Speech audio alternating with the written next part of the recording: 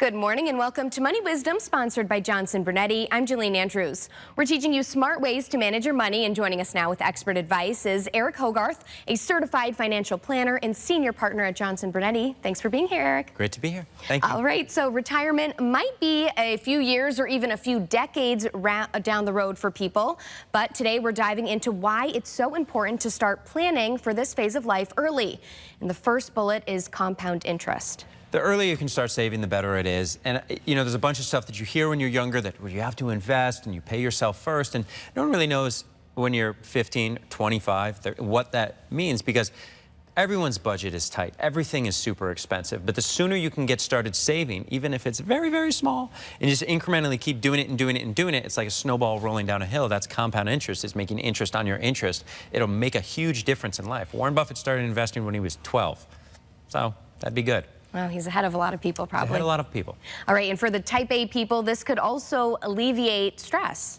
It alleviates a massive amount of stress. The number one thing people fight about in the United States is money, spending it or lack thereof.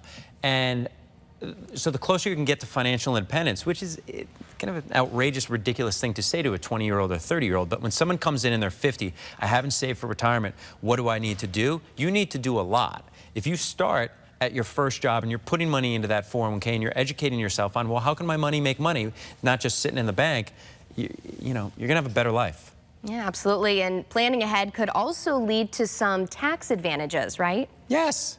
There was this famous quote, I've said it on here before, John D. Rockefeller, how do we amass wealth? Don't pay taxes on money you're not using. But so many people do.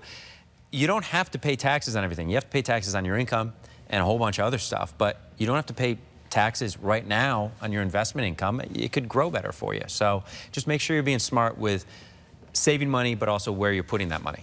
All right, and lastly, and maybe most important, your retirement will be more enjoyable if you have a plan in place. Yeah, and the reason that we work in this world and having a plan is a lot of people are in a much better position than they think they are, and those that aren't in a good position need to know they're not in a good position. But regardless, having a plan will ensure that you have a better retirement, that you do the things that you want to do, whatever they are. You didn't save all this money to spend the rest of your life afraid to spend it. So get a plan. You know, talk to people who do this all day, every day. You don't have to figure it all out on your own.